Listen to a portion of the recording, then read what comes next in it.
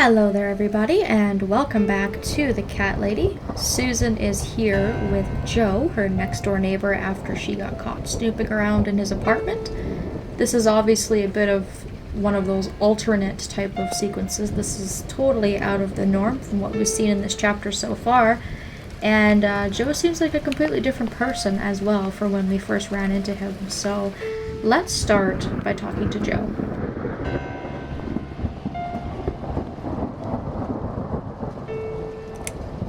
Where are we? I really can't remember the name of this town, but I'm pretty sure the hotel is called Quiet Haven. This is a hotel? I know, it's a joke. They shouldn't charge half the price for this dump if you ask me. You need my help. I thought you wanted to kill me.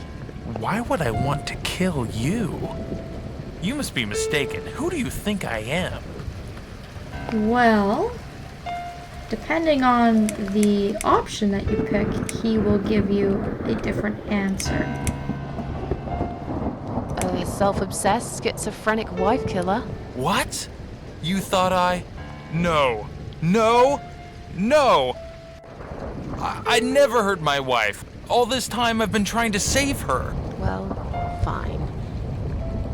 Let's say I believe you. Why wouldn't you? Look around you. This is not normal, okay? If you don't mind, I'll only trust myself for now. As a matter of fact, I'm not sure if I can trust even myself.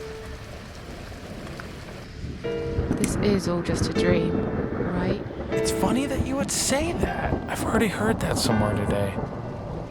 But if this is a dream, I've been asleep for a very long time. I'm sorry. I just want to leave. Yes, I understand. I wouldn't stay here myself if it was my decision to make. I'm stuck here too. You see, my wife Ivy is in the room to the left. She's a little fragile at the moment. She said she was going to do her makeup, but it's been a week now. Maybe longer. Every time I try to talk to her, she just gets angry, and she tells me she's not done yet. I've cooked her a meal, but she ignores me. She never likes what I cook. But what's that got to do with me? If you talk to her, I'll show you the way out. I promise. Just go in there and tell her she looks fine. She's always so careful about looking perfect. Okay. I'll see what I can do. Okay. Let's ask him a bit more. So, your wife's been in that room for a week? Now that you bring this up, I think it might have been a month. That's a very long time to stay in one place. She wants to look great. I guess it takes time, but we really have to go now. I think there's a big storm coming. I feel it in my bones. Well, it looks like there's already a big storm outside. Goodbye, Joe. I don't know where you're going there, dude, but something's not right here. There's a few things we can look at in this room, but they're not really important at the moment. We're just going to go ahead to the left, and we can talk to his wife here, who's sitting in this chair. There's a couple of other things, too. There is a panel here that Susan cannot remove by hand. There is a wardrobe, which at the moment has nothing special about it, and it doesn't really say what her state is, but obviously by looking at it we can tell that she's not quite right or something's gone terribly wrong. And then finally we can talk to her. Hello?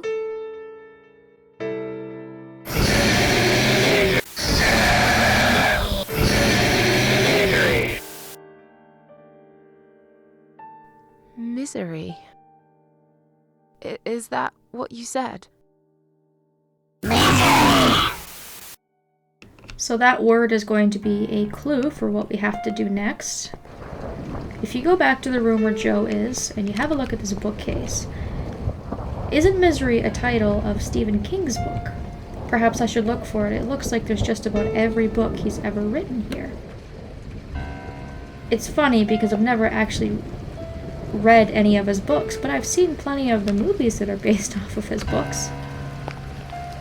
But luckily for us, there is a book titled Misery here. And if you take the book, put it in your inventory, go ahead and open it up, and we can see that there is a screwdriver here. So now we can go back to where Ivy was, examine the panel, and use the screwdriver. And you can see here that there's going to be a number of different switches for us to pull, and this is going to be a puzzle. But we don't know the combination. So if you go back to the room where Joe is, you can see there are handprints labeled 1 through 5. And this is a really cool puzzle because if you put up your own hands, as if you're making a handprint, you can see the way that the thumb is facing so that you know your combination. So it's going to be 2 right, 1 left, and then 2 right.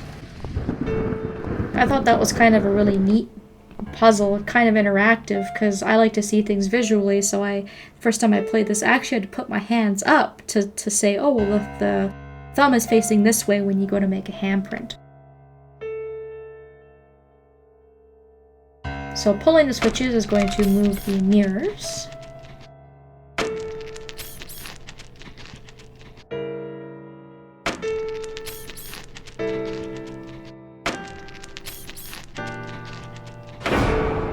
And once you get Ivy's reflection, you know you've done the puzzle correctly.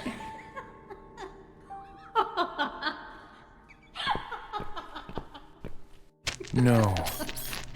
No. No. No! This isn't Ivy! This isn't my wife! It's the monster. It followed me here. It always follows me. No matter what I do. Look, I'm sorry. You must kill it. What? Why me? You still got that power lead, haven't you? The one you stole from me? How do you even know about it? You must use it to kill her. To strangle her. You're out of your mind. Do it. Strangle the goddamn creature so it never follows me again, or I'll shoot you right here, right now! Well, that thing doesn't look like one of the parasites we have to kill, and who knows, maybe she's fine and well in reality, but in this world she's distorted. Completely up to interpretation once again, and you have the option to either listen to what Joe says or ignore him. We're gonna ignore him. Kill me if you want, but I won't do that. You're with her? I should have guessed. I can't trust you. You're better off dead. It hardly matters if he shoots us because we're still gonna come back to life, so it's really not a bad option, I guess. Are you alright, Mrs. A? You look like you've seen a ghost. Something strange happened. Maybe I am mad after all. Don't be silly. I was gone for less than 1 minute. Really?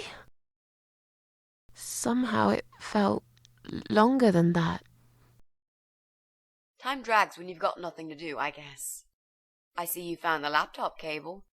That's good news, because I don't think mine will be any good. Let's see what's on this hard drive, shall we?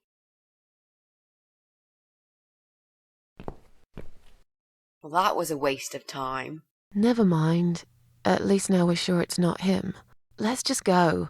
I don't want to spend another minute in this place. Hey, did you think of a vegetable? What?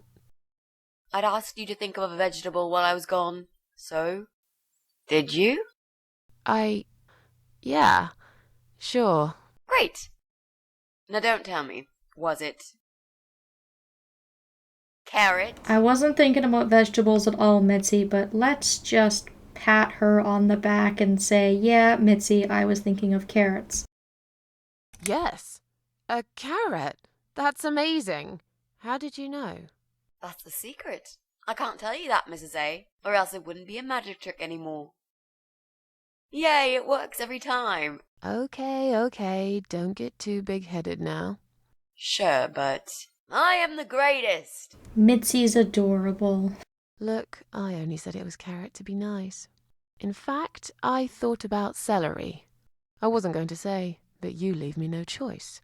Yeah, right. Yes. Now, let's go. Joe can come back any minute, and you don't want to meet him. He is not a nice guy.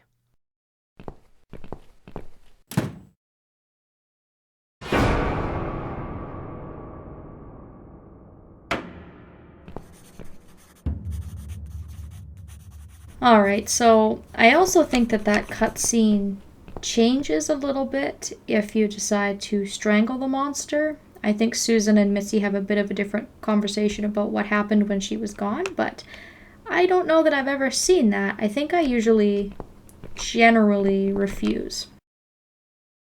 I think now that we're alone, we should be able to read this letter. Well. Looks like Pauline is looking for a babysitter. This letter says she's supposed to interview an agency nanny later today. Great. I could be a nanny. It's certainly worth a try, but I should warn you, I don't want to have anything to do with that baby. You're gonna have to handle this on your own. Sure, I understand. Leave it to me, Mrs. A. So that's going to be our next step. Obviously now we've crossed off the first 2 floors. Or no, wait, we haven't. What am I talking about? You know what? We never went and spoke to Brian's neighbor. And I think the reason I had skipped it previously was because this is a bit of a long drawn out dialogue that I didn't have time for before. So let's go ahead and have a look here. Would you like to talk to him? Sure. I'll pretend I'm doing one of those customer surveys. Old people usually have time to answer lots of stupid questions. They just want some attention, Mitzi.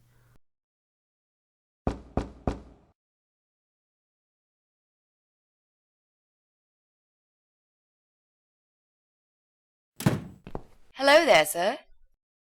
If you could spare us just a few minutes of your time, we'd like to ask some questions about your internet service provider. I'm not interested. I don't have any money. Go bother someone else. Oh. But we're not trying to sell anything. It's just a little survey. What? Wait a second. I can't hear what you're saying, sweetie. Let me get my hearing aid. Do you think he'll be back with a shotgun? Don't be silly. This isn't America. I thought I heard someone. What did you want? So we're going to ask him a few questions about his computer, if he lives alone, basically any information that we can get out of him to cross him off our list. Do you own computer connected to the internet?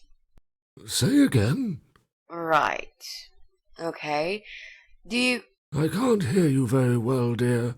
You'll have to speak up. I'm an old man, you know. I'll be 85 this year. Do you have a computer? There's no need to shout. I've got my hearing aids. I can hear what you're saying. Sorry. A young, pretty lady like yourself wouldn't understand about old age. We live in 2 different worlds, dear. And if you're here to make fun of me, why won't you just go ahead and be done with it? No, with all respect, I just wanted to ask if you by any chance own a computer. Pardon? A computer! Wait a second, dear. I think I need to change the batteries in my hearing aid. I must have forgotten to switch them off last night. I'll be right back. No, wait! Jesus. I don't think I've got enough patience for this, Mrs. A. To be honest, the chances that he's our guy are pretty slim. I think we should go. Yeah, this is pointless. Even if he did have a computer, he probably wouldn't even remember how to switch it on. Unless he's not alone.